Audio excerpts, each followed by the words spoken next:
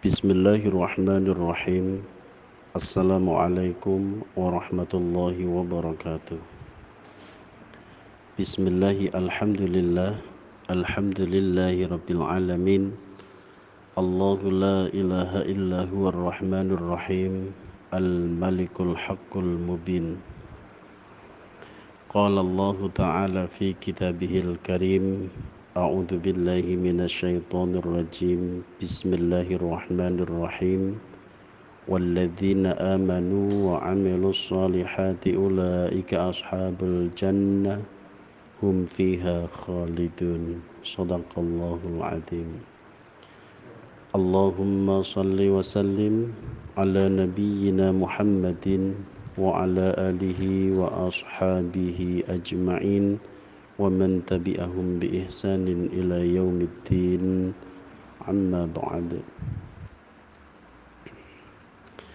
Bismillahirrahmanirrahim.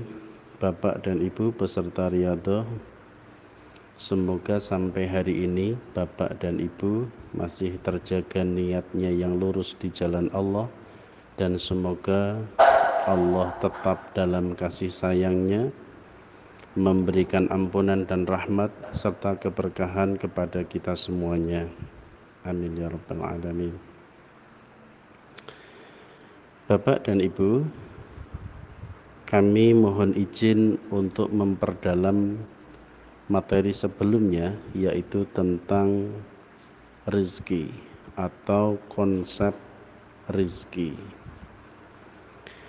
Banyak sekali yang lupa bahwa rezeki itu adalah pemberian dari Allah. Rezeki itu lapang dan sempitnya diputuskan oleh Allah. Banyak orang yang mengira ketika mereka bekerja keras seharusnya mendapatkan banyak rezeki. Banyak orang mengira ketika mereka bekerja. Bismillahirrahmanirrahim. Saya mohon maaf tadi ada telepon masuk tiba-tiba sehingga voice note terjeda, terpotong bahkan. Saya melanjutkan. Manusia mengira ketika mereka bekerja keras, mereka merasa pantas dan layak mendapatkan banyak uang atau rezeki. Mereka bahkan berprinsip hasil tidak akan mengkhianati proses. Yang itu maknanya ketika sudah bekerja keras harusnya hasilnya adalah sukses, hasilnya adalah banyak rezeki dan tidak mungkin berkhianat. Kira-kira itu prinsip yang mereka yakini kebenarannya. Tetapi kenyataannya banyak sekali yang sudah bekerja keras, bukannya uang yang didapatkan, tetapi malah hutang. Sebuah kondisi yang ironi, ya. Prinsipnya seolah-olah tidak berjalan. Katanya hasil tidak akan mengkhianati proses, tetapi faktanya benar-benar hasilnya mengkhianati prosesnya. Kerja kerasnya justru menghasilkan hutang yang banyak. Bahkan mereka seolah-olah lupa bahwa Allah sang pemberi rezeki tidak pernah sekalipun memberikan pernyataan manapun di Quran kah, hadis qudsi atau dimanapun, bahwa Allah sang pemberi rezeki akan melapangkan rezeki bagi mereka yang bekerja keras. Saya kok tidak melihat itu. Ada dalil yang sering dipakai yang saya rasa itu salah alamat. Mereka menggunakan dalil innallaha la yughayyiru ma biqaumin hatta yughayyiru ma bi anfusihim. Sesungguhnya Allah tidak akan merubah keadaan satu kaum sampai kaum itu merubahnya. itu dimaksudkan oleh mereka berarti harus bekerja keras untuk menghasilkan banyak uang. Loh, sejak kapan Al-Quran itu membahas banyak-banyak uang? Ayat itu bermaksud tentang masalah surga neraka atau musibah. Ketika mendapatkan musibah, maka orang itu tidak akan Allah rubah keadaannya kecuali dia bertobat, kecuali dia memperbaiki amalannya, sehingga nanti Allah akan merubah keadaannya yang tadinya dikepung oleh musibah akan Allah ganti dengan rahmat dan karunia. Itu maksudnya. Ketika dia menuju neraka dan akan mendapati neraka, Allah tidak akan merubah keadaannya sampai dia yang berjuang merubahnya sendiri ke jalan yang lurus. Itu maksudnya begitu, bukan berhubungan dengan urusan kerja atau uang. Sejak kapan Al-Quran membahas masalah uang? Tapi dipakai dalil untuk uang, itu tidak pada tempatnya, kawan. Kami, Pak, dalam Riyadhah ini mengajarkan kepada bapak atau ibu untuk banyak-banyak beribadah. Bukan bermakna kemudian tidak boleh kerja, itu salah paham berarti. Silahkan bekerja, tetapi jadikanlah pekerjaan itu sebagai ibadah, bukan semata-mata mencari uang, karena ketika Anda sibuk mencari uang dan uang itu tidak didapat, Anda akan sangat kecewa, bahkan tidak berpahala. Sudah uangnya nggak dapat, pahala nggak dapat, waktunya habis, tenaganya habis. Bukankah itu sesuatu yang sia-sia? Lihatlah diri Anda selama ini, sudah bekerja sekian waktu, sekian lama, bekerja keras begitu hebatnya, hasilnya hutang. Itu bagaimana ceritanya? Bukankah itu sesuatu hal yang perlu untuk dievaluasi, Pak? Di sini kami bukan melarang untuk bekerja, tapi kami mengarahkan pekerjaan yang dijalani supaya menjadi ibadah. Sehingga baik yang bekerja, mandi, makan, minum, tidur, atau sekadar untuk menemani anak dan istri, itu jadikan sebagai ibadah. Itu yang kami tekankan, supaya kalau panjenengan semua sibuk dengan ibadahnya, baik dalam bentuk bekerja atau dalam bentuk yang lainnya, maka nanti perhatikan, rezeki akan Allah berikan sendiri. Karena Allah yang melapangkan dan menyempitkan rezeki akan memberikan rezeki karena kita sesuai dengan tujuan diciptakan, yaitu untuk ibadah. Wa ma khalaqtul jinna wal insa illa liya'budun. Sekarang pertanyaannya, bekerja ibadah atau bukan? Bekerja ibadah atau bukan?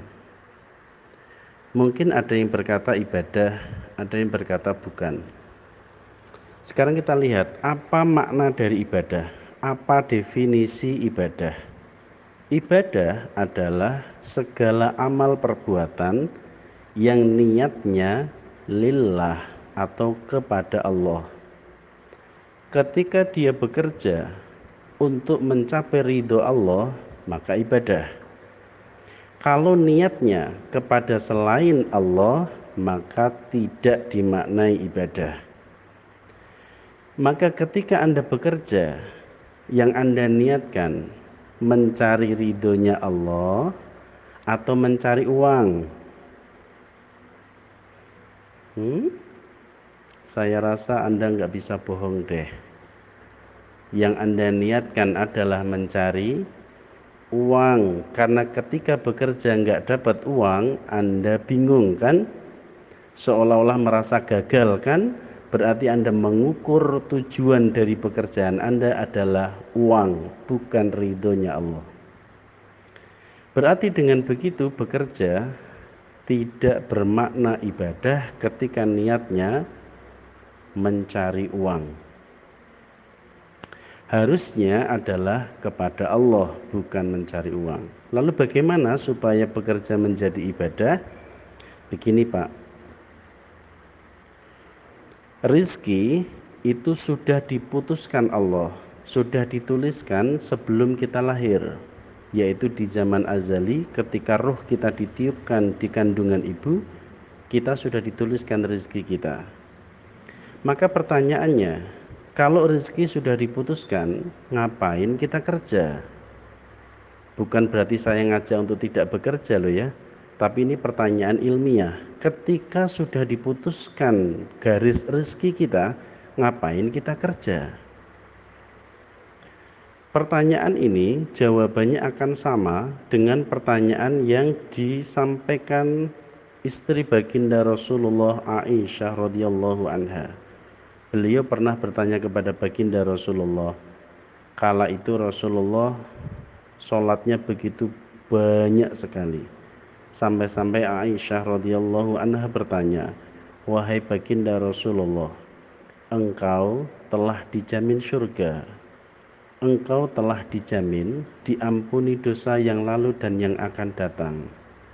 Tetapi bagaimana kok engkau itu bisa sholat sampai sebegitunya, sampai kakinya itu kapalen, Bu?" Saya nggak tahu ya, kapalen ini bahasa Jawa, bahasa Indonesianya apa? Kapalen itu kulitnya tebal itu loh, apa ya? Maka ciri utamanya orang ibadah yang banyak itu kakinya kapalen ya. Kalau ada yang batuknya gosong itu ya wallahu alam ya. Tapi kalau dari segi hadis ini, orang yang ibadahnya banyak seperti baginda Rasulullah, cirinya ada pada kakinya. Sampai-sampai Ibunda Aisyah radhiyallahu anha mempertanyakan sampai kakinya kapalen. Itu seperti kita, sudah dijamin rezekinya ngapain kerja? Seperti Rasulullah sudah dijamin surga, ngapain sholat? Jawaban Rasulullah adalah, ya Aisyah, afala akunu abdan syakura. Ya Aisyah, apakah tidak boleh aku menjadi hamba yang bersyukur?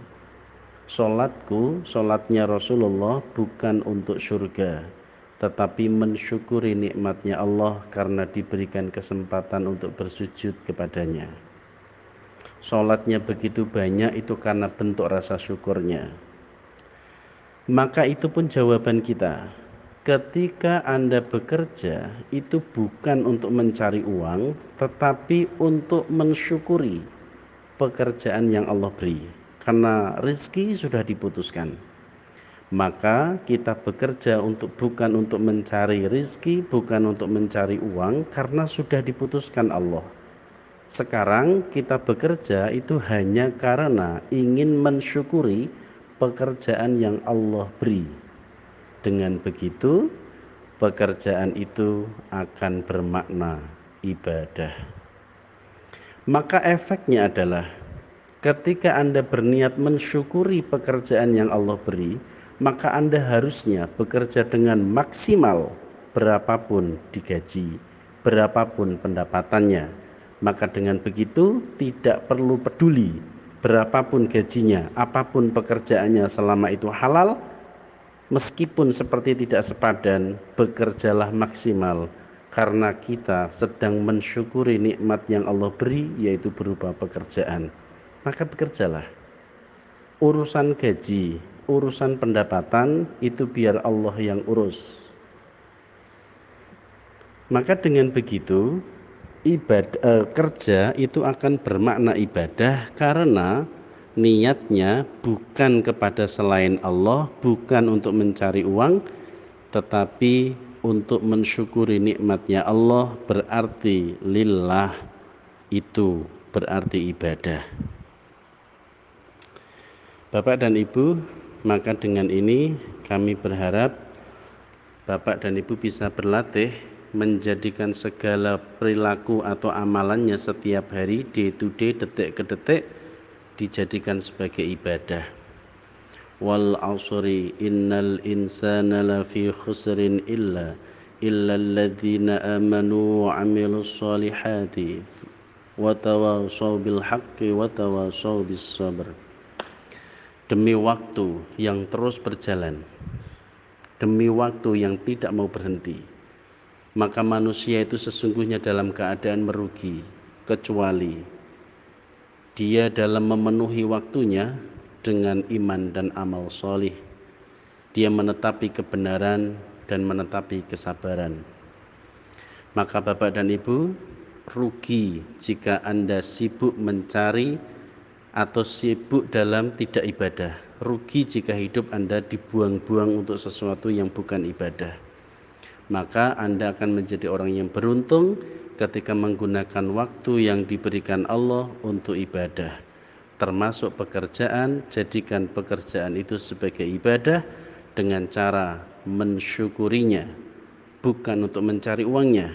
Biarlah uang itu urusan Allah, urusan kita bekerjalah maksimal sesuai dengan pekerjaan yang Allah berikan, selama itu halal.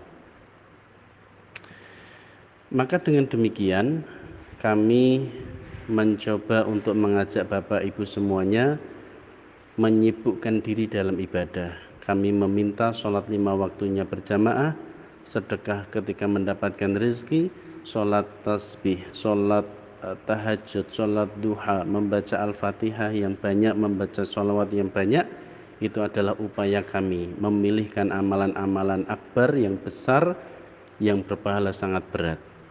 Tetapi itu akan sangat sempurna ketika amalan-amalan di luar itu, di luar riyadhah, seperti hanya semacam makan, minum, tidur, berpakaian, mandi, termasuk bekerja, dijadikan ibadah. Demikian, mohon maaf atas segala kekurangan dan mohon maaf sekali, ini sangat tidak nyaman ya, kepotong-potong dan seterusnya.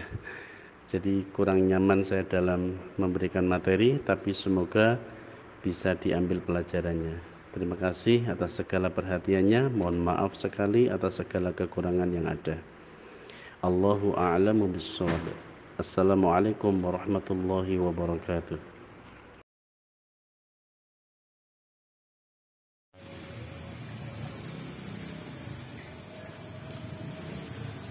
Allahu Akbar.